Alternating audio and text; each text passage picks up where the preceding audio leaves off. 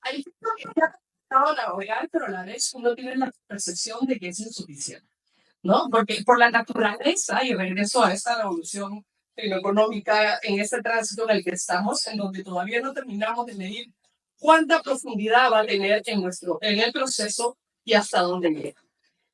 Y en el último capítulo, los autores abordan y perfilan algunas propuestas generales en donde van un poco más específico a los temas nacionales e internacionales para hablar dentro del sistema que hoy hay y que en el que, no quiero dar los detalles, pero hay desde un abordaje de las políticas nacionales sobre inteligencia artificial, en donde hay, y concluye con esto, una entrada particularmente relevante e interesante alrededor del caso chileno, pero sin, no me quiero enredar en la descripción del capítulo, no vale la pena que yo lo haga, vale la pena que ustedes lean el libro.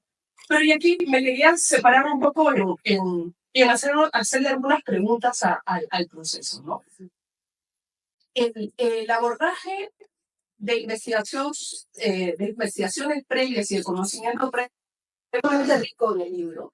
Las reflexiones sobre trabajo y mercado de trabajo traen preguntas que te dejan con la piel un poco, con la piel de gallina, porque son preguntas que todavía no tienen respuesta.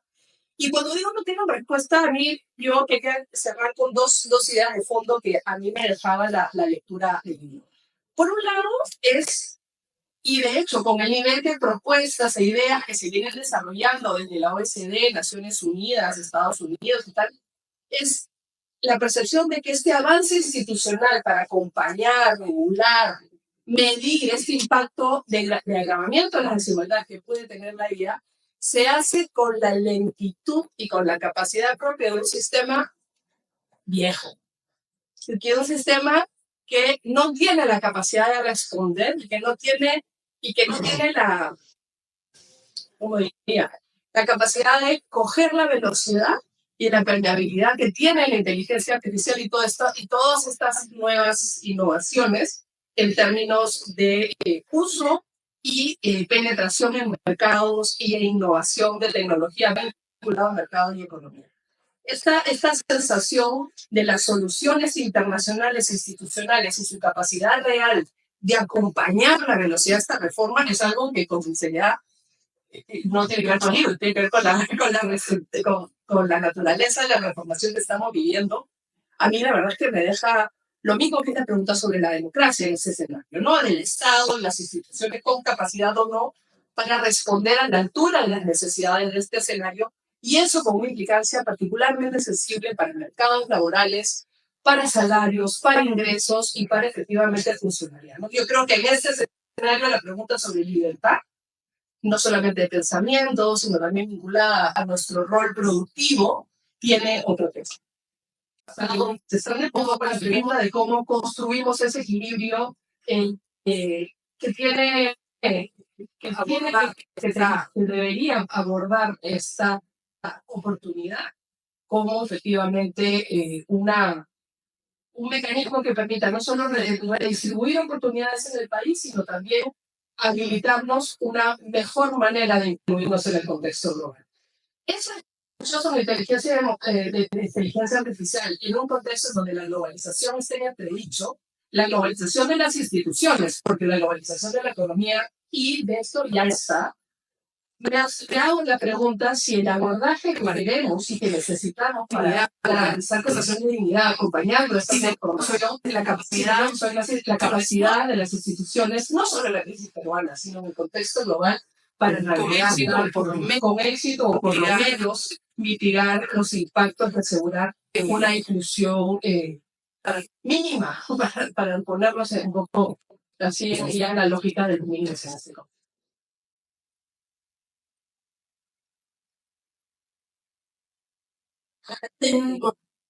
Realmente hay un concepto que se puede apreciar en todo el libro, son dos palabras que un poco nos dejan esa sensación de vacío, esa correlación por el momento que está viviendo el país, y es la ética y la autorregulación. La irrupción de estas nuevas tecnologías, la inteligencia artificial, hace realmente necesaria pensar ese futuro, ese presente desde la ética y la autonomía. Sin embargo, se necesita la participación de un Estado fuerte, un Estado que planifique, un Estado que tenga esa capacidad de mirar el futuro y mirar el presente del país. Entonces también se instalan, y eso un poco podría todavía ponernos en una situación de poder generar un escenario en el que se pueda diseñar ese momento en el que las nuevas tecnologías irrumpan con mayor fuerza en el país.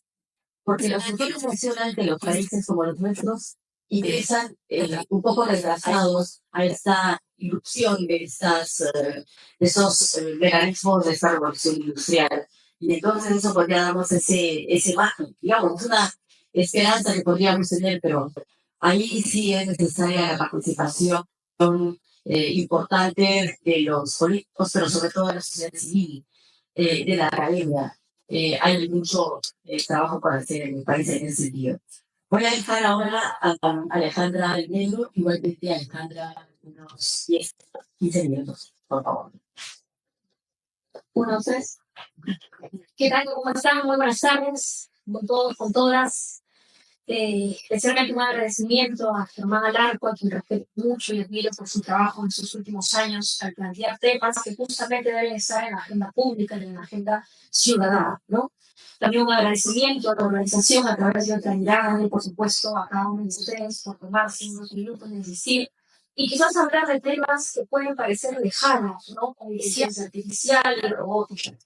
Pero bueno, un poco para también actualizar mi ser y ustedes puedan saber por qué estoy acá yo sentada, es por lo siguiente, ¿no?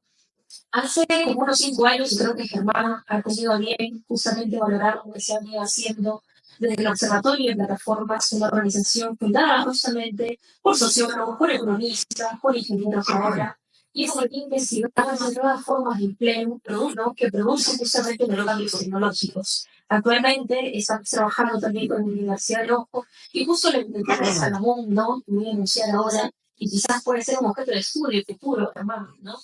Estamos trabajando en un insumo con inteligencia artificial en el Observatorio de Plataformas, ¿no? Y justamente quiero dar la entrada a poder comentar el libro porque creo que plantea muy bien, ¿no? La incertidumbre que hay alrededor de las nuevas tecnologías.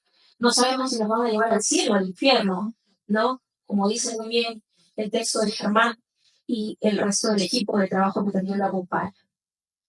Bueno, creo que ya la colega Alejandra ha dado también una introducción en el sentido de plantear cuáles son los temas ejes de cada uno de los capítulos. Creo que hay un inicio fundamental histórico al plantear justamente cuál es el debate, ¿no? Y esas transformaciones. Hay una cita muy, muy rica de economistas y de pensadores alrededor justamente de cambios tecnológicos y económicos también con efectos sociales, ¿no? En determinados contextos sociopolíticos y culturales. Estamos ahora ante nuevas tecnologías, pero en realidad venimos conviviendo con ellas desde hace más de 60 años, ¿no? Ya desde los años 50 se hablaba sobre inteligencia artificial y la pandemia lo que ha hecho es exacerbar un poco más, ¿no? Estas nuevas tecnologías. Tenemos celulares inteligentes, tenemos relojes inteligentes ahora que hasta nos miden el pulso del corazón y todavía nos recomienda y nos recuerda si tenemos que salir a correr o no correr. Tenemos todas esas herramientas, tenemos computadoras, tenemos ahora el famoso chat GPT y otras tecnologías más que nos ayudan a recibir textos, a diseñar imágenes y, cómo no, una serie de tareas más. Pero bueno, ¿de qué hablamos en general cuando Germán nos plantea este dilema histórico y profundo? Una mirada de horizonte a largo plazo también, ¿no? No hay una mirada cortoplacista, porque lo que hace Germán también es plantearse interrogantes que desde el punto de vista económico son importantes, pero yo voy a entrar a la carnecita, Germán, ¿no? ¿De qué hablamos cuando mencionamos inteligencia artificial y robótica? No solamente estamos hablando de estas herramientas que yo he mencionado. Creo yo, desde mi punto de vista, que la carnecita de la inteligencia artificial y que creo que no se está abordando con la debida preocupación o al menos interés es las grandes cadenas de valor, ¿no? Como obviamente tecnología de esa fuerte quinta revolución que plantea Germán, y el valor de los datos, la soberanía de los datos, ¿no? ¿Qué me refiero con los datos? Y voy a tratar aquí de ser lo más coloquialista posible. Los datos son todos aquellos insumos que nosotros generamos en nuestro día a día cuando, por ejemplo, compramos por la tienda de sábado a la vela, por Ripley, por alguna página web especial sin mencionar alguna marca especial. No solamente es el hecho de adquirir un producto, sino es aquella información que nosotros estamos brindando de manera gratuita a estas grandes plataformas y que esas plataformas obviamente administran estos datos. A nivel internacional y global, justamente las cadenas globales de valor, los países, en este caso, estamos aquí en desarrollo como es Perú, los datos son el nuevo, digamos, petróleo de esta época, ¿no? Y hay toda una discusión alrededor de ello, y creo que Germán cita muy bien a una colega argentina, que es Sofía Escacera, que plantea justamente ese tema, ¿no? Que estaba hace una semana aquí, muy interesada también, de Germán, y creo que esta discusión es escasa todavía en el debate económico y sociológico sobre estas nuevas tecnologías, ¿no? La carnecita de este tema está si el Estado está separado y está discutiendo en la agenda internacional, ¿no? La importancia de los datos, la soberanía de los datos, así como la soberanía de los recursos naturales, por ejemplo, es la soberanía de los datos que producimos. ¿Es posible hacer auditoría a los algoritmos o no? Y para esto quiero también poder plantear un tema aquí importante. La inteligencia artificial y las tecnologías en general de esta nueva era no son neutrales, ¿no? ¿A qué me refiero? ¿O qué es lo que trato de decir por eso? No es que sean malas per se, ni es que sean buenas per se, sino que están diseñadas por un ser humano para servirnos a nosotros.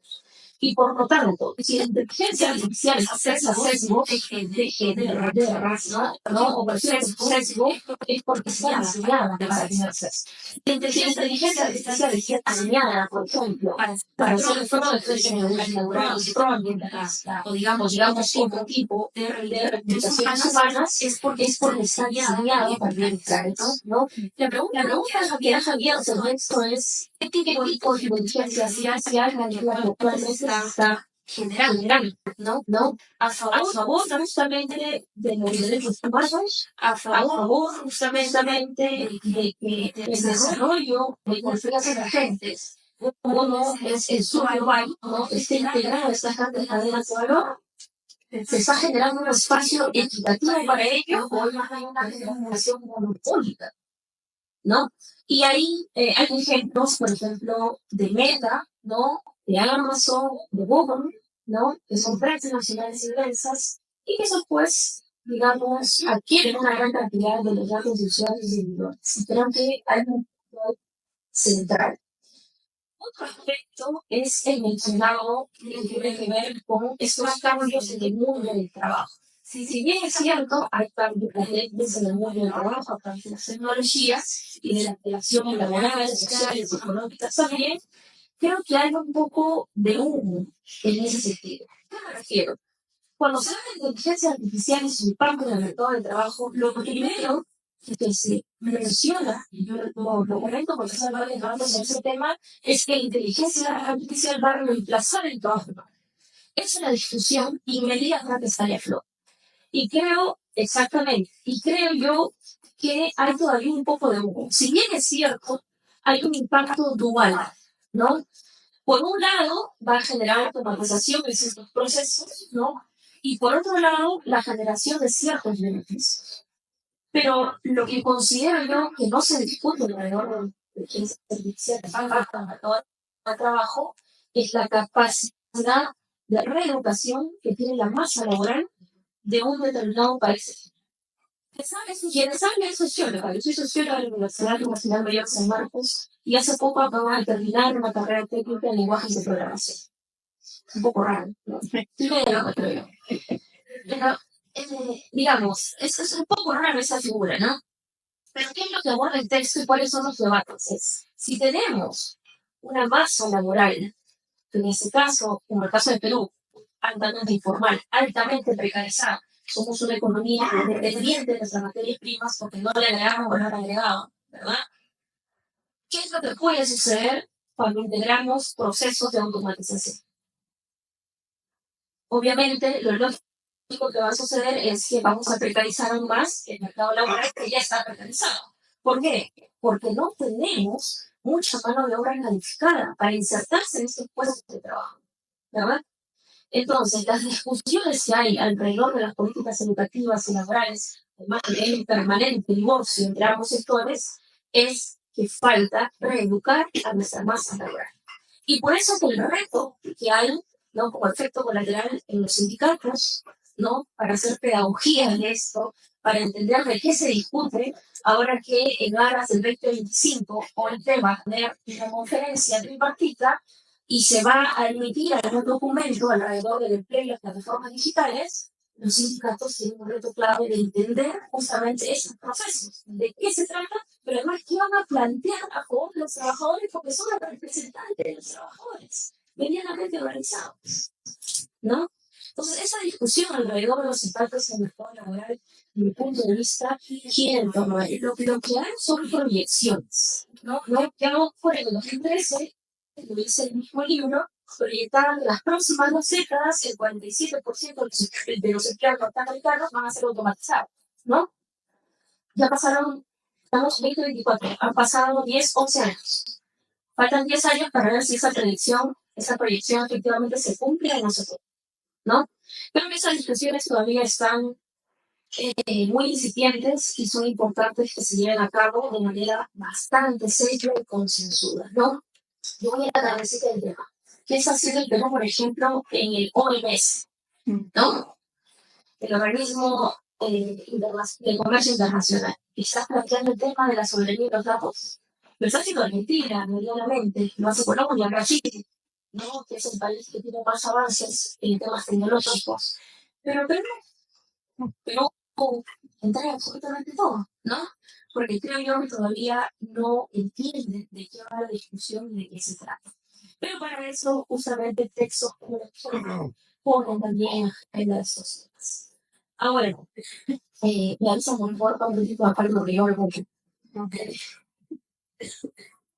hay 2 minutos, salen. Y para cerrar, hay un punto general, que es la ética, la regulación, los dilemas globales, pero también la desigualdad alrededor de estos temas, ¿no? Porque estamos viendo que se existen ciertos sesgos, justamente por ese control monopólico alrededor de esas grandes industrias, ¿no?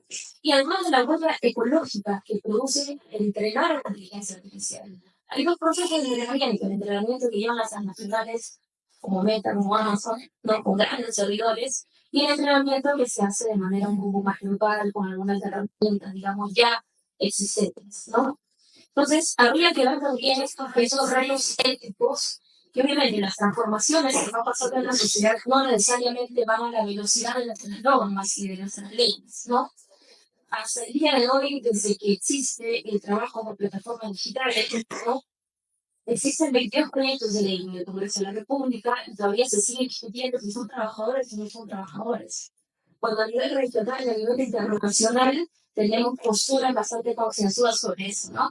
Justamente otro de los impactos de esos cambios con tecnologías avanzadas se apunta en este contexto histórico es que también exacerba esas desigualdades y plantea nuevos retos para el derecho laboral, para las regulaciones locales y obviamente el diálogo con regulaciones internacionales, ¿no?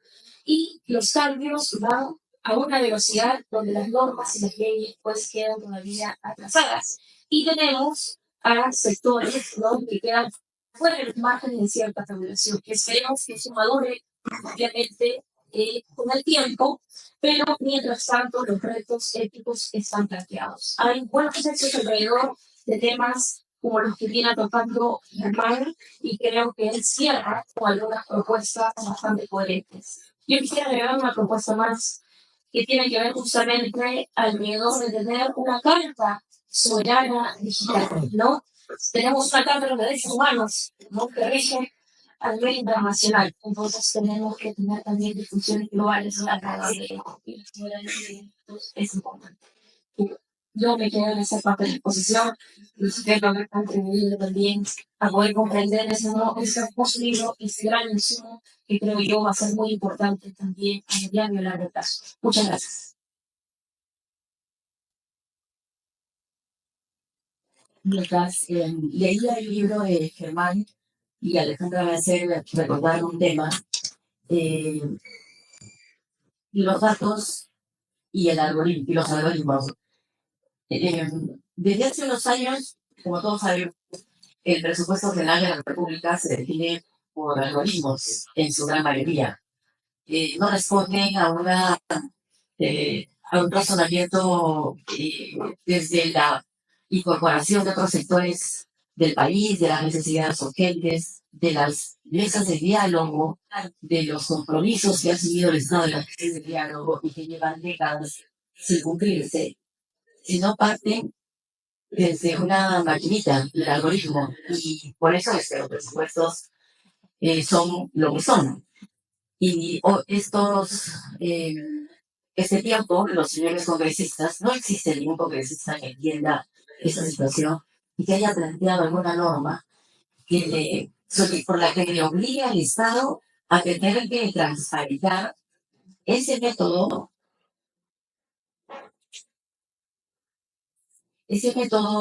para la elaboración de las líneas de base del presupuesto general de la República. Los congresistas están en otra cosa. Los congresistas no, como sabemos, no legislan para los trabajos, no les interesa. Yo creo que ni lo saben. Es realmente un tema que nos falta mucho por descubrir, por debatir y por hacer que estos temas sean de debate ciudadano. Voy a dejar ahora con el uso de la palabra a Marcela. Muchas gracias. Saludar a Germán, a Patricia y a Piero, agradecerles por la invitación y agradecerles por hacerme leer el libro. Yo, como Alejandra Alcalza, no de Negri, porque está claro que ella tenía conocimiento al respecto, me he enterado de muchísimas cosas al leer el libro. Entonces, lo primero que sí quisiera decir es que estamos en un momento en el que todos estamos de alguna manera conectados con estas nuevas tecnologías y están en nuestra vida, ¿no es cierto?, cotidianamente, pero no necesariamente estamos al tanto de lo que significan, ¿no es cierto? O creemos estarlo, porque claro, todos, en fin, estamos en alguna red social, algo apareció en Facebook, algo apareció en Twitter, ¿no es cierto? Tú ya te sientes un experto. Y creo que lo interesante para mí, lo más interesante del libro es que al menos quienes realmente no han tenido un espacio de desarrollo profesional o personal alrededor de este tema, deberían leer el libro porque se van a enterar de mucho. Permite entender primero el estado de la cuestión. ¿En qué estamos cuando hablamos de inteligencia artificial? Y hay ahí una primera parte interesante, en fin, desde cuáles son las principales 10 tecnologías nuevas de punta salidas en el año 23. De hecho, hay cosas del año 24, o sea, en fin, yo no sé quién ha editado en otra mirada, pobrecita, porque hay cosas que citan de septiembre del 24, y decía en qué momento entregaron el texto, que muestran, digamos, la actualidad, ¿no es cierto? Es un tema que es difícil, porque evidentemente el próximo año ya será desactualizado, digamos, ¿no? Con lo cual, hay un esfuerzo, creo que del equipo, de estar muy en la última información alrededor de cosas lo que está pasando. Hay una segunda parte, en fin, más que partes, Alejandro les ha explicado la estructura del texto, ¿no? Pero me da la impresión que en contenido general hay un siguiente elemento que tiene que ver con los retos, ¿no? Y creo que eso, al menos para mí, es lo que más me ha llamado la atención. Y creo que tiene que ver con, estamos en un momento en el mundo y en el país de un presente permanente, ¿no es cierto? O sea, estamos atrapados en el corto plazo, ¿no? Vivimos de crisis en crisis en el Perú muchísimo, ¿no? Pero, en fin, entonces cambiamos de presidente, en fin, todo pasa, tenemos un paro al día siguiente y no sé qué, la señora Boluarte del Rolex Gate, en fin, estamos todo el día, ¿no es cierto?, en esta especie de permanente, corto plazo, presente crítico, continuo, ¿no es cierto? Y es algo que vimos nosotros y que vive el planeta. No sabemos, acaban de elegir acá, que sea bien, en fin, cómo es que llegamos a eso, pero ahí estamos, ¿no es cierto? Y no nos damos tiempo para pensar el momento en el que estamos más allá del día a día, ¿no? Y lo que hace el libro es intentar decirnos, oiga, estamos en un momento de estas revoluciones industriales, digamos, ¿no es cierto? Muy particular, ¿ya? Porque estamos en el momento del dilema. Yo creo que eso es lo más interesante del libro. O sea, el libro todo el tiempo te dice, esto puede ser para bien y puede ser para mal. Si ustedes lo revisan, el libro además no es un texto único, en el sentido de que no es un libro que se plantea, digamos, unas hipótesis y las desarrolla, sino que tiene un primer capítulo donde hay una reflexión inicial de los autores y hay unas conclusiones finales que también son de los autores, pero que a lo largo del libro lo que tiene es un conjunto de artículos, es una recolección, digamos, de textos que se han hecho previamente, que tienen por un lado la virtud de ser textos cortos independientes. Si ustedes quieren, abren y leen y no necesariamente tienen que estar conectados con lo demás, donde van a tener además un conjunto de, digamos, de información, pero a lo largo de todos estos textos podemos encontrar, ¿no es cierto? Yo diría que una preocupación de Germán, de Patricia y de Piero por la humanidad será capaz de tomar partido, o sea, es decir, estamos en un momento en el que nos estamos jugando el futuro, ¿no es cierto? Hoy, nos estamos jugando hoy el futuro, porque la introducción acelerada de estas tecnologías está transformando el mundo laboral. Alejandro nos ha dado varios detalles sobre si es humo o no es humo, hasta dónde avanza o no avanza, pero hay transformaciones en el mundo laboral, en el mundo productivo, en el mundo de la política, ¿no es cierto? Y estas transformaciones están llegando sin reflexión. Están llegando sin que seamos conscientes de sus posibles impactos, ¿no? Y entonces, claro, lo que ellos, creo, plantean, y ahí está ese espíritu de Germán que uno lo ve, lo conoce y cree que es también una persona hipercrítica, pero yo creo que es hipercrítico porque es un positivista, o sea, en realidad él siempre está buscando darle la vuelta para tratar de ver cómo lo mejoramos, ¿no es cierto? O sea, cómo nos enteramos de la situación en la que estamos para darle la vuelta. El libro lo que nos está planteando es, miren, estas nuevas tecnologías podrían servir para cambiar la vida a mucha gente de manera posible. Pensemos en personas de tercera edad. Hoy por hoy, ¿dónde terminan? ¿Cómo terminan? Porque ya la idea de que la familia cuida, ¿no es cierto?, es una cosa muy excepcional, ¿no es cierto? Y normalmente además muy cargada a las mujeres, y hay todo un tema de reivindicación de género para que los cuidados no sean así. Bueno, ¿cómo le facilitamos la vida a la tercera edad? Estas nuevas tecnologías podrían facilitar la vida a la tercera edad y permitir una vida digna, plena, bastante más autónoma, ¿no es cierto? Y permitir alargarle en múltiples sentidos. En relación a los cuidados, por ejemplo. O todo lo que tiene que ver con el mundo de la salud. O sea, el mundo de la salud, hoy en día, yo hace poco he tenido que ver temas de salud y todo el tiempo me choco entre lo privado y lo público, ¿no es cierto? En el mundo de las clínicas hay también mil violaciones a la dignidad de la gente, pero si uno va al sistema público hay unas cosas que no tienen nombre, ¿no es cierto? Hasta para pedir una cita, para resolver 80 temas. De hecho, un asegurado, ya ni siquiera el MINSA, ¿no? Uno se va de salud y se enfrenta con la humillación permanente, ¿no? Hasta para pedir una cita. O sea, hay que hacer 80 colas, pisoteos, bueno, todo eso se podría resolver con estas tecnologías. Se podría hacer un sistema mucho más amable, ¿no es cierto?, para el usuario. Entonces, todas estas pros, ¿no es cierto? Hay un montón de cosas, datos, pero al mismo tiempo, todas las lecturas, cada una de las lecturas se dice, pero también puede ser al revés. ¿Ya? Puede no servir para el beneficio de la humanidad, puede no ponerse al servicio de la gente, puede no tener en el centro estas luchas de las que hablaba Alejandra, sino por el contrario, lo que puede tener, ¿no es cierto?, es simplemente la cabeza de acumulación de algunas pocas empresas dueñas, ¿no es cierto?, de la programación de esas inteligencias artificiales, robótica y demás, digamos, nuevos desarrollos tecnológicos, que lo que quieren finalmente son sus propias ganancias, ¿no es cierto?, y servir para determinado tipo de desarrollo, para determinada manera de producción, ¿no es cierto? Entonces, el debate sobre la forma de producción es, creo, en el fondo lo que está atrás, ¿no es cierto? O sea, y esta discusión. Creo que ahí hay un primer grande. Estamos en un momento de un dilema como humanidad, ¿no? Y no nos estamos dando cuenta.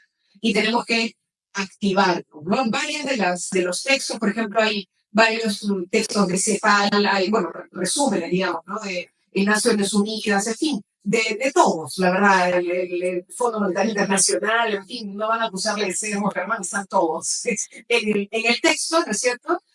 Pero está todo el tiempo también esta discusión sobre, a ver, y eso es algo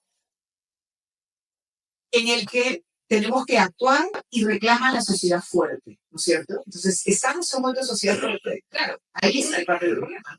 No estamos en un momento de sociedad fuerte, es un momento de sociedad débil, ¿no es cierto? Debilitada, de lazos sociales debilitados. Y en un momento, me iba a la otra parte, en el texto hay mucho, de, bueno, ¿y cómo actúa el Estado? Porque acá otro del truco, digamos, tiene que ver con la regulación, ¿no es cierto? En varios de los artículos, digamos, que recoge el texto, en la propia introducción y en las conclusiones hay una discusión sobre la regulación. ¿La regulación llega a tiempo o no? De hecho, al final de las conclusiones, el equipo plantea escenario pesimista, intermedio y optimista, ¿no? El pesimista es creo que la vuelta del esquina, pero en fin, vamos a intentar por lo menos avanzar hacia los otros dos escenarios. Pero, en todo caso, en estos escenarios descritos al final del capítulo, perdón, del último capítulo, y a lo largo del libro, ustedes van a encontrar el tema de, bueno, y eso se regula. O sea, se puede regular, puede haber regulación. Y entonces ahí tenemos tres problemas. Y uno de los problemas lo plantea con claridad. ¿Quién va a regular? ¿El Estado Nacional puede regular? ¿Las empresas se van a autorregular? ¿Naciones Unidas va a regular? Yo cuando leí el tema, por ejemplo, esto tiene que ser universal, tiene que ser transnacional, yo cuando decía, no sé, Israel está barrer el mundo entero, ¿no? O sea, claro, pero sí vamos a regular la inteligencia artificial. Es complicado, ¿no es cierto? Porque, claro, vamos leyendo, de hecho, Naciones Unidas también ha enterado por el libro, ha sacado hace poco un texto, ¿no es cierto? No sé cómo se llama una declaración, algo por el estilo, el pacto, ¿no es cierto?, digital, para tratar de avanzar sobre algunos temas, en fin, pero digo, ¿con qué fuerza se va a implementar algo así, ¿no es cierto? En un momento en el que estamos a punto de entrar nuevamente en un escenario de guerra mundial, ¿no es cierto? O sea, Rusia ya está diciendo que va a usar determinado tipo de armamento porque Ucrania ha decidido utilizar determinado tipo de armamento y todo esto en el medio de un sistema de Naciones Unidas que sabe para qué funciona, ¿no? Y ahí está, igual hay que defenderlo. No crean que no lo crean tú. Pero es deprimente ver hasta dónde está llegando, ¿no? Y eso es lo que tiene que regular. O sea, y ahí es donde tenemos que entrar a la discusión de la regulación. Y ese es un primer tema en la regulación. Y un segundo tema tiene que ver con el conocimiento. Porque, claro, también imaginemos nuestros padres de la patria. También me he enterado, lean mi libro, que resulta que tenemos una ley de inteligencia artificial. Y resulta que tenemos un reglamento en curso, ya lo publicaron, me aterré un poco. De hecho, terminado el libro y he dicho, ¿por qué me ha hecho Germán esto? En fin, tenemos un reglamento que ha sido prepublicado, o sea, en breve probablemente sea publicado. Para la regulación de las inteligencias artificiales, al parecer el texto no está tan mal, según los autores, el problema es la institucionalidad que lo va a implementar. Pero claro, el tema de fondo es, bueno, el conocimiento.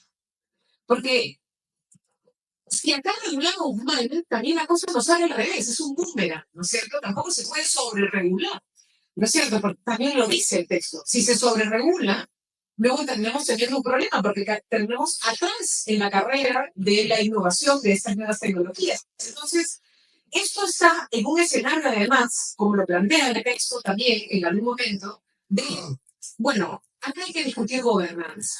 ¿Ya? Hay que discutir gobernanza en 3 dimensiones. En varios de los textos lo plantea, pero por lo menos rescato 3 que plantea en uno de los textos que, digamos, que reseña, y es la gobernanza en términos de la investigación, es decir, qué cosa es lo que se investiga y para qué sirve eso que se investiga, ¿no es cierto? ¿Cuál es el objetivo?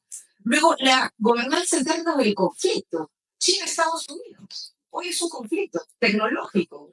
¿Quién avanza, no avanza, cómo avanza, a quién le compras, no le compras? Y ahora que, en fin, digamos, está Trump nuevamente como presidente, ¿qué cosa va a pasar? ¿No es cierto? Y hay toda una discusión sobre ese punto. Y uno último, que es la gobernanza en relación a los impactos en la vida de la gente. ¿No es cierto? Y acá lo comentábamos en off, cuando estábamos previamente, digamos, a sentarnos acá en el escenario, cómo ya, por ejemplo, el uso del famoso chat GPT y otro tipo de tecnologías han terminado con adolescentes suicidándose, ¿no es cierto? Después de simplemente un diálogo intenso con este tipo de inteligencias artificiales. Es decir, afectación hay, ¿no es cierto? Y entonces tiene que haber un cuidado, ¿no es cierto? ¿Quién se hace responsable frente a ese daño, ¿no? Daño a la salud mental, que también es parte del problema que se aborda. Entonces, en esto, en esta discusión sobre la gobernanza, sobre quién hace los cambios, los autores también recogen a Cepol, ¿no es cierto? Que comienza a decir, a ver, 3 segundos. Las instituciones ya han moldeado el desarrollo de las tecnologías. Y hay distintas experiencias y distintos lugares en los cuales la arquitectura institucional moldea el desarrollo tecnológico hacia un sentido o hacia otro. Y entonces, o estas tecnologías logran una lógica colaborativa con el mundo del empleo, por ejemplo, y sirven como una herramienta para colaborar con el trabajador, o puede aparecer pues el escenario terrible de la automatización, también, simplemente borrar al ser humano y reemplazar. ¿No? Entonces, un poco en ese texto que ellos también reseñan de hace modo, porque probablemente en el que más se discute el tema institucional, entra la discusión sobre ¿podremos orquestar instituciones que nos permitan que esas tecnologías sean aliadas del ser humano y por tanto sirvan, ¿no es cierto? O sea, sirvan, nos ayuden para que el trabajo sea más fácil, menos pesado, menos tedioso, menos tiempo. Estas discusiones sobre cómo logran una dignidad o no, ¿no? Llevando además a una discusión, el texto en el libro van a encontrar en las referencias al título laboral y al mundo sindical, como decía Alejandra también. Oye, los sindicatos, ¿qué van a plantear? Yo pensaba en nuestros sindicatos, ¿no? Nuestros sindicatos, ¿qué van a discutir sobre la inteligencia artificial? ¿Cierto? O sea, ahí es un tema delicado, ¿no? Sobre cómo están hoy por hoy. Pero una de las cosas que plantean es cómo vamos a pensar estos impactos en el mundo laboral. Y ahí, claro, están todas las teorías de política social, ¿no es cierto? Hay, bueno, transformación, el trabajador que pierde su empleo pues será reinsertado en otro lado, y si no, le daremos un salario universal. Vamos a dar una plata para que la gente, en fin, viva, ¿no? O sea, no necesite trabajo, por lo menos tenga un salario. Y me parece muy bonito del texto y de los autores rechazar la idea de el trabajo solo como generador de ingresos. Y más bien hay una discusión, creo que incipiente, valdría la pena desarrollar un poco más sobre la idea del sentido que da el trabajo a la vida. Y entonces acá hay una discusión, con esto ya voy cerrando, sobre la ética, sobre la dignidad, sobre el ser humano, más allá de simplemente una fuerza de trabajo, la reproducción de la fuerza de trabajo. Y hay una discusión alrededor de el impacto en el mundo laboral, es un impacto sobre las personas. Personas que tienen proyectos de vida, personas que finalmente completan su desarrollo personal a través del trabajo. Y por tanto el trabajo como algo que dignifica. Y no es solamente un tema salarial, ¿no es cierto? Entonces no es solamente un tema de vamos a proponer el salario universal como manera de resolver. Yo, en esa idea y en esa reflexión sobre lo humano, sobre la dignidad, desde que el texto, con toda esa información que tiene, a mí en lo personal, me gustó muchísimo en el último acápite que dice la deshumanización, pérdida de valores y capacidades, en la reflexión que ellos tienen, cogiendo al filósofo surcoreano Byung-Chul Han, discutiendo alrededor de, bueno, a ver, la inteligencia artificial no solo puede ayudarnos en muchas cosas, sino puede reemplazar un elemento fundamental para el ser humano que es equivocarse. O sea, yo tengo acá el aparatito, como decía Alejandra, ¿no es cierto? Que a mí me dice Marisa, bien caminado 6.000 pasos, amiga, camina 3.000 más, ¿no es cierto? O sea, llega a un nivel, o sea, comiencen a darte 80 datos, ¿no? Mi madre, que es diabética, tiene uno que le dice, azúcar, no comas eso, ¿no es cierto? Entonces, claro, ¿en qué momento nos equivocamos? Si ya todo nos va a dar información de lo que estás comiendo, no deberías comer, ¿no? Los pasos que estás dando no los estás dando. No sé, es un día en el que quiero quedarme en mi cuarto leyendo. No puedo quedarme en mi cuarto leyendo un día porque siempre tengo que tener 8.000 pasos. Es decir, hay un momento, ¿no es cierto?, en el que estamos perdiendo la pausa, perdiendo la posibilidad de reflexionar. Estamos perdiendo lo que dice él, lo racional. Nos estamos quedando en el mundo de la inteligencia, ¿no es cierto? Y estamos olvidándonos del mundo de lo racional, ¿no es cierto? De la capacidad de reflexión. Y la capacidad de reflexión pasa también por la capacidad de equivocar. Así que, nada, quizás fue una equivocación en mi cambio, pero muchas gracias.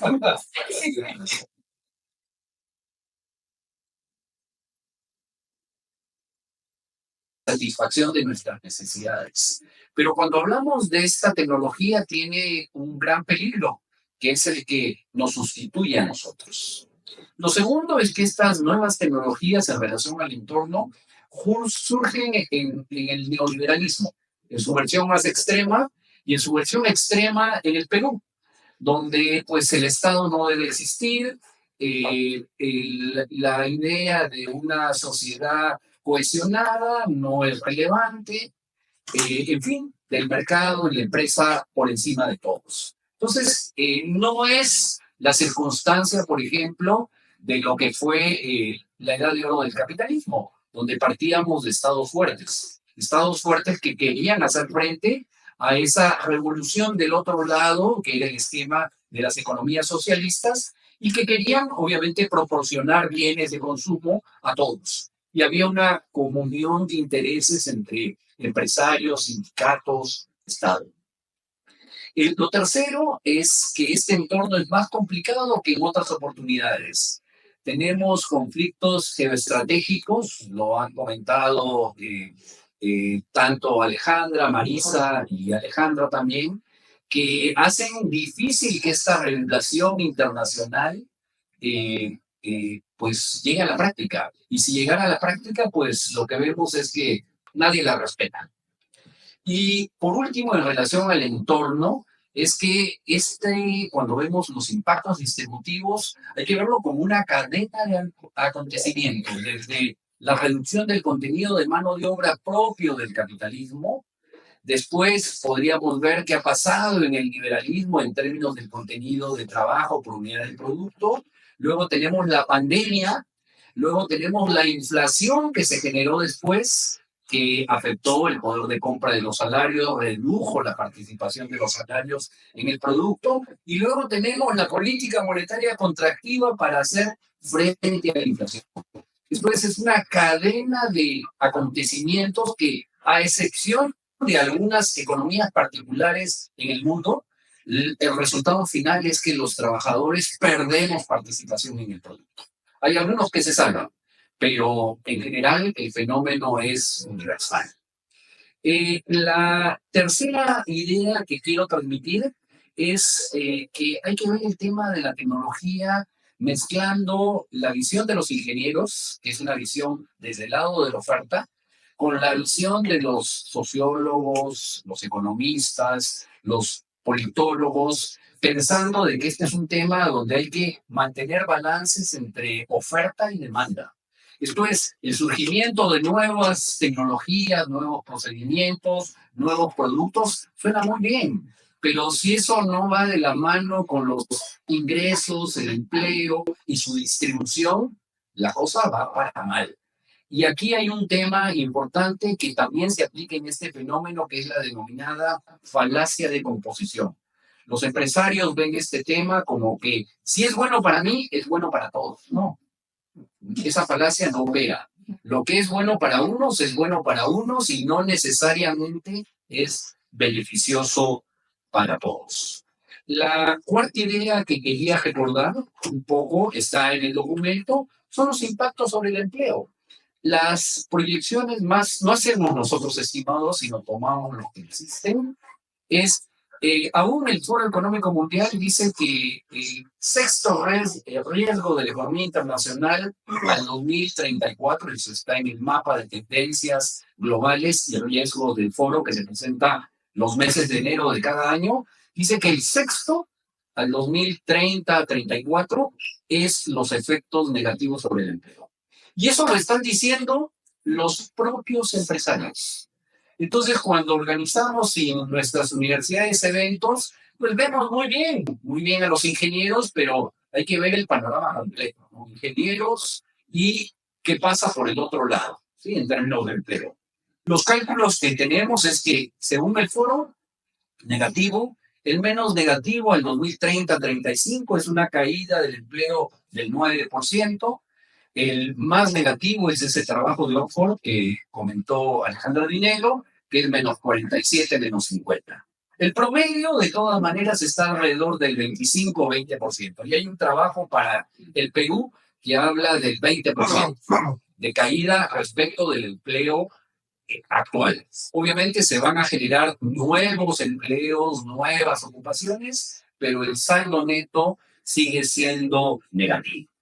El sexto tema son los impactos redistributivos que lo han comentado las tres, ¿no? Es decir, la diferencia en los ingresos entre las naciones, al interior de las naciones, entre el factor capital y el factor trabajo, en contra de los grupos sociales vulnerables, ¿sí? Entonces el panorama, si no hacemos nada, se torna muy negativo. Comentaban sobre el tema de la regulación. La regulación, como bien se señaló, va muy lenta. La mejor regulación es la de la Unión Europea, se acaba de aprobar en agosto del 2024, pero recién va a entrar en vigor en agosto del 26. ¿Okay? Pero mientras la velocidad en que esta cosa avanza, pues es inconmensurable. Lo segundo es que esta regulación solo se refiere a inteligencia artificial. No se refiere a robótica, no se refiere a biotecnología, no se refiere a metaverso. No, solo es el tema de inteligencia artificial. El segundo tema es sobre esto de la regulación. Naciones Unidas está planteando, ese sí funciona, un organismo equivalente a la Organización Internacional de Energía Atómica. Es decir, imagínense los riesgos de este problema para que Naciones Unidas dice que es igual, hay que crear un organismo como el Organismo Internacional de Energía Atómica. Esto es, los resultados e impactos son catastróficos, pueden serlo, y no los vemos. Aquí hay hechos simbólicos. Hay varios artículos sobre Chile. En Chile, en cada caso de las normas, el plan sobre inteligencia artificial, el reglamento, el sistema de ciberseguridad, manejo de datos, son proyectos y leyes que son presentadas por el presidente, por Boric. Boric sale a los medios a comandar, reflejando, digamos, la importancia de los temas. Aquí, como bien se mencionó, tenemos ya un reglamento a punto de salir, nadie lo ha visto, ¿sí? O muy pocos lo han visto y ya lo van a aprobar, y otorgan todo el poder a una Secretaría de Gobierno y Transformación Digital, de la PCN. Por aquí está Salomón. No me mentirá que esa secretaría tiene 20 personas o 30 personas. Y esas 20 personas se van a encargar de regular toda la inteligencia artificial de todo el aparato productivo del Estado peruano y demás, ¿no? Y nos crean como 3 instituciones más. Es decir, quién sabe, ya hay 2 creadas que tampoco conocemos, ¿sí? Una de control de datos, otra de ciberseguridad son 3 más, un laboratorio sobre inteligencia artificial y demás, ¿no? Es decir, ¿cuántos recursos le asignaremos? ¿Quién sabe, no? 1 millón de soles, 2 millones de soles, y quizás eso es mucho. Regulación. Terminaba el tema, no sé si Pati quieres comentar, el tema de la salida en los desarrollados ante este panorama. La salida en los desarrollados, en las economías desarrolladas, es el salario básico universal. Pero este autor, que es Susskind, que es de Oxford, dice, ni eso es suficiente. Es salario básico universal y servicios públicos integrados de calidad para todos. Pero lo que nos recuerdan es lo que ya se comentó aquí, ¿no? Que el salario, decía Susskind, dice, el trabajo no es solo un medio de obtener un salario que produce desutilidad, como lo asumen los modelos tradicionales de oferta individual de mano de obra, sino que además es un medio para otros fines valiosos, autorrealización, estructura, sentido de dirección y calidad de la vida misma. Eso es el dilema en los desarrollados. Ahora pensemos en una economía como la peruana, sin recursos, desestructurada, sin sociedad atomizada, conflictos sociopolíticos continuos, por razones obviamente explicables. ¿Cómo vamos a poder superar estos dilemas? Debo anotar que, interesante, ¿no? Acemoglu y Biden hablan que los trabajadores y los sindicatos tienen un rol importante en este tema de qué apoyar, qué desarrollar en términos de inteligencia artificial. Es decir, no tenemos que ir a autores del otro lado y demás, sino que Acemoglu del MIT y Joe Biden hablan de eso, la importancia de los trabajadores, de los sindicatos. Y otro tema interesante para destacar es que Acemoglu habla de una reforma tributaria. Habla que ha habido un sesgo a favor del capital, son nuestras reformas tributarias que preparó Pedro Franque y que se han hecho en Colombia, que se han hecho en Chile para tratar de equiparar un poco lo que es el nivel de tributación entre capital. Y esas distancias en el Perú cada vez se hacen más grandes y graves. Y este tema de que necesitamos más Estado, mejor Estado, más Estado más grande, mejor Estado, sociedad activa, trabajadores activos, requiere una reforma tributaria. Pero pues ni la mini reforma tributaria que se pretendió hacer se pudo sacar. ¿Cómo será lo que se necesita? El esfuerzo para lograr cambios es gigante. No sé si Patricia quiere comentar algo sobre el sentido del trabajo, Han y demás. No, no necesariamente eso, ya no los quiero cansar. Nada más para que no vayan a decir, porque luego me reprochan, me van a acusar de que soy machista. Entonces, algo tengo que decir para que no lo acusen de que es machista. Solamente una idea que quiero compartir con ustedes, que es de Juan Vito, un jesuita, economista, peruano, que está en Roma haciendo su tesis doctoral en exégesis. Y es una idea que a mí me hace pensar mucho. No está en el libro porque ya apareció en otro texto que también hizo observar, pero que la quiero compartir con ustedes. Dice, si la economía ha sido capaz de cambiar a la humanidad, ha llegado el momento de ser testigos de cómo la humanidad cambia la economía. Y creo que esto es importante, que no nos debemos de olvidar que somos nosotros los que tomamos las decisiones y no sigamos con esa idea de que el mercado, como si fuera una cosa etérea que nadie sabe qué es, o que la tecnología es lo que nos tiene que gobernar. Nosotros somos los que tenemos que tomar la decisión de redirigir precisamente esos cambios. Nada más. Muchas gracias.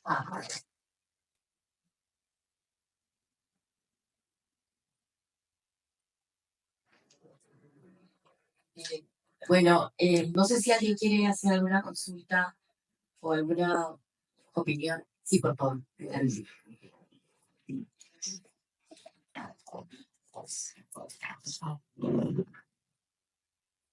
Bueno, yo quisiera en primer lugar felicitar a los autores, a Germán, Patricia y Piero, por lo valientes, por la oportunidad, por lo valientes al hacer este libro, porque es la inteligencia artificial, la odia que está en pleno desarrollo.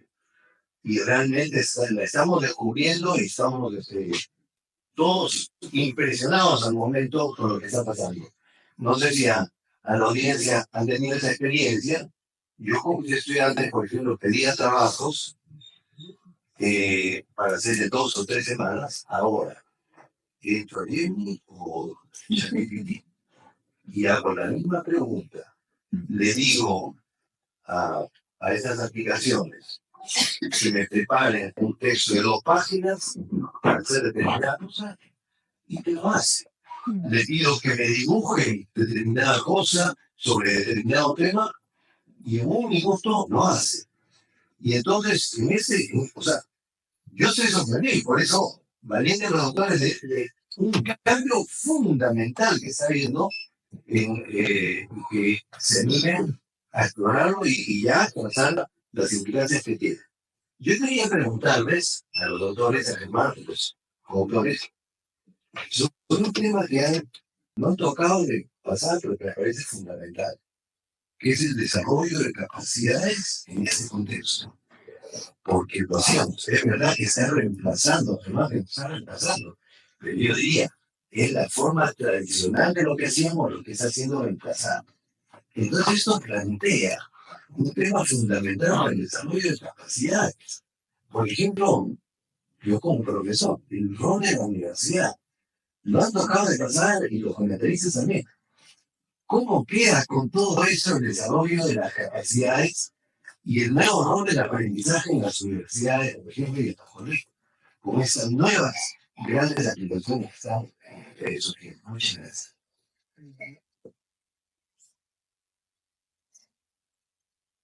Gracias. Por ahí una pregunta.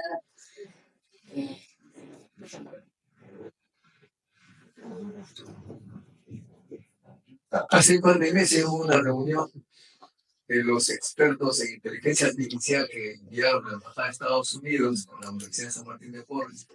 Durante unas semanas se habló del tema y era una fila de personajes que nos decían todas las bondades de la inteligencia artificial, cómo usarla, etcétera, pero cómo utilizarla mejor para el país. Pero la pregunta que me hice al final, y la repito acá, pero no estamos hablando cómo nosotros, los peruanos, podemos también participar en la elaboración de algoritmos, porque eso nos daría dinero, y no solamente estaríamos limitados a conversar de las aplicaciones, los temores, sino participar en el mercado tecnológico, no en el mercado de productos, sino de conocimiento para exportar. Como ustedes saben, ya estamos hablando décadas que solamente exportamos piedras, podríamos también exportar algoritmos. Ese tema ha sido abordado en sus análisis.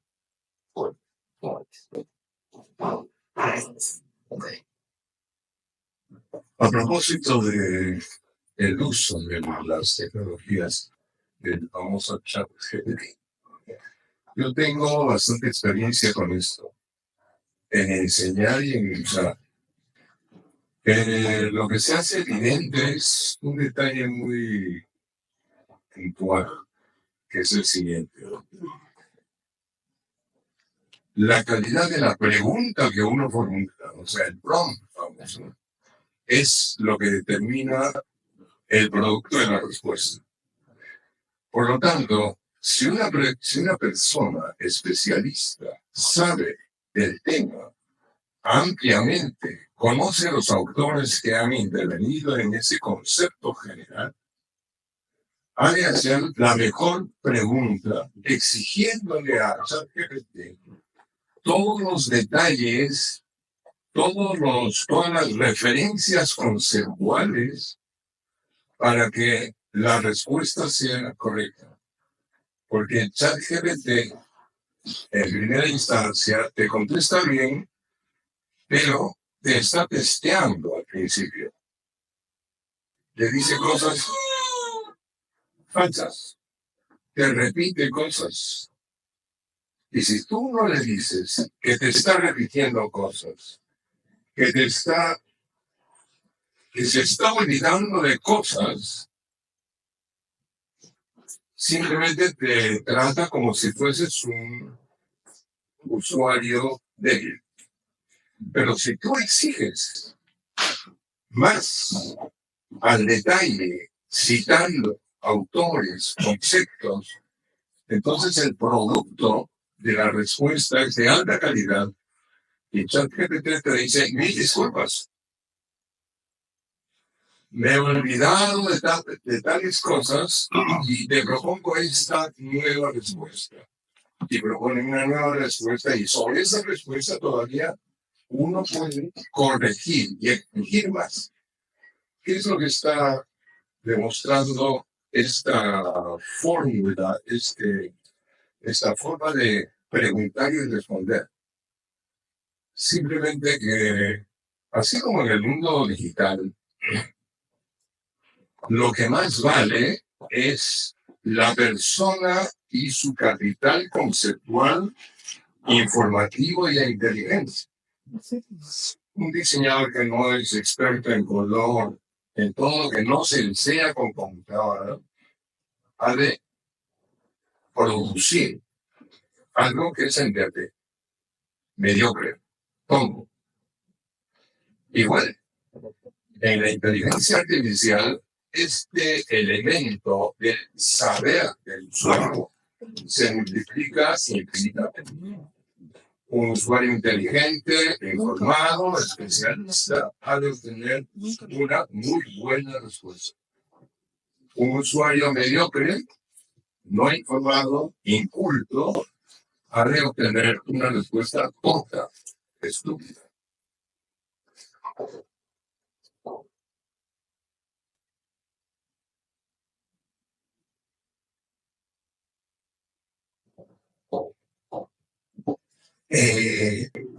Soy educador. En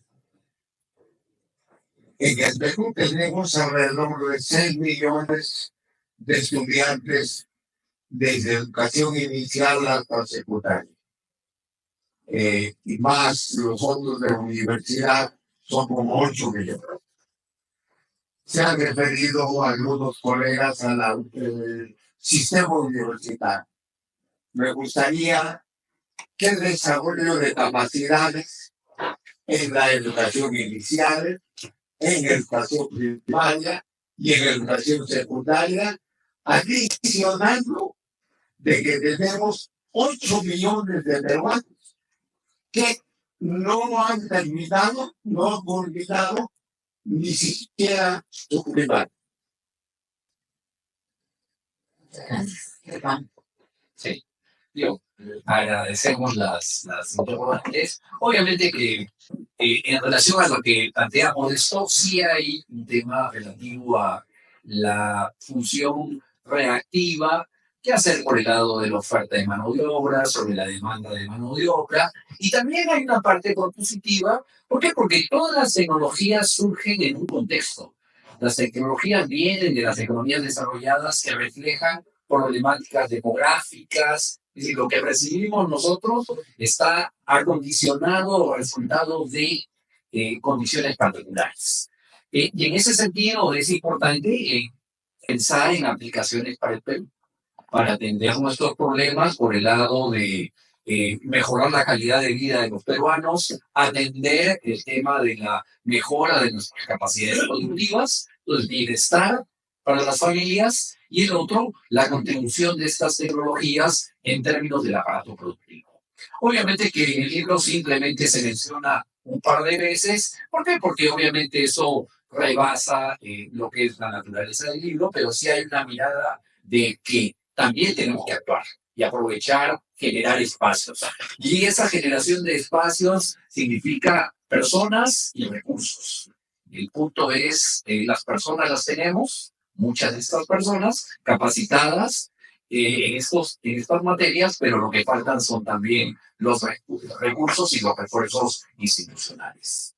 Sobre lo otro, simplemente lo tomo, es un tema importante, es un reto que tenemos hacia adelante, pero también hay que recordar que las respuestas, como recordaba Marisa, las respuestas rápidas, si no están internalizadas y es pura información, tampoco te sirven para mucho. Si podemos tener mucha información valiosa, pero el acto de buscarla, encontrarla, reevaluarla, es algo más que simplemente recibirla como una respuesta desde el sistema.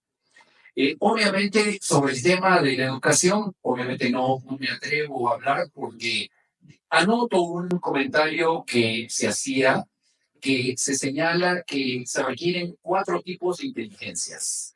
Dice esto Schwab, el del Foro Económico Mundial, una inteligencia contextual. Saber que en realidad no hay una disciplina, 2 disciplinas, sino hay esta necesidad de una visión holística de la realidad. Eso es lo que necesita la gente en estas circunstancias del futuro. Lo segundo es que se exige una inteligencia emocional también, porque sabemos que estas tecnologías van a requerir de habilidades sociales y demás. Necesitamos, decía Schwab, inteligencia inspirada, creatividad para hacer frente y una inteligencia física y mental.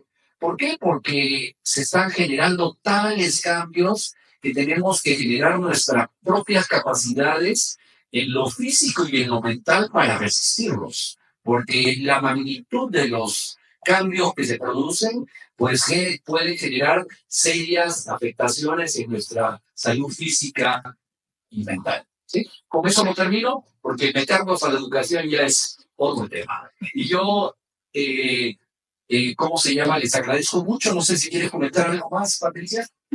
Muy breve. Sí, muy breve con respecto a lo que es la educación. Recuerden que acabamos de pasar el problema de la pandemia. Todo el mundo salió a aplaudir que teníamos las computadoras, que teníamos los sistemas virtuales y que todo eso nos había ayudado precisamente a mantener los cursos tanto en universidad, en los colegios y sacar adelante todo el proceso a pesar del aislamiento. Pero en la Universidad del Pacífico se hicieron evaluaciones, y yo me imagino que la Católica también los hizo, porque además se hicieron a nivel mundial, el nivel de rendimiento de los alumnos se vino abajo.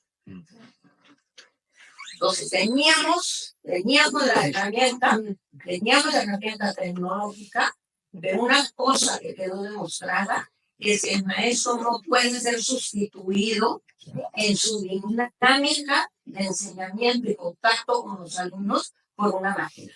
Y los maestros terminaban agotados de estar enfrentando una pantalla negra y los alumnos también terminaban agotados, se distraían y ahora que hubo esta situación con la PEP, que nos volvieron literalmente a mandar a virtual, por eso fue la protestadera de colegios, de las mismas universidades, de los alumnos. O sea, estas tecnologías, claro que tienen un límite, porque la tecnología de inteligencia artificial no razona, mezcla datos. Es por eso lo que estaban ustedes diciendo, es el dato, es el petróleo, lo que decían antes. El dato es el petróleo del sistema y nosotros estamos dando el dato gratuitamente.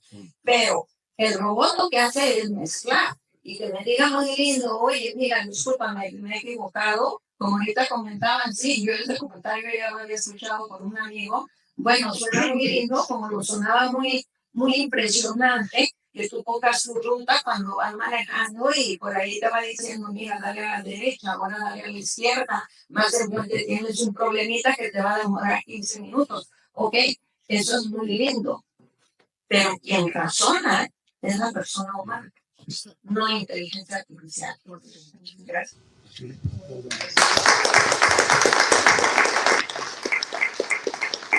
Muchas gracias a todos. Hemos terminado. Buenas noches.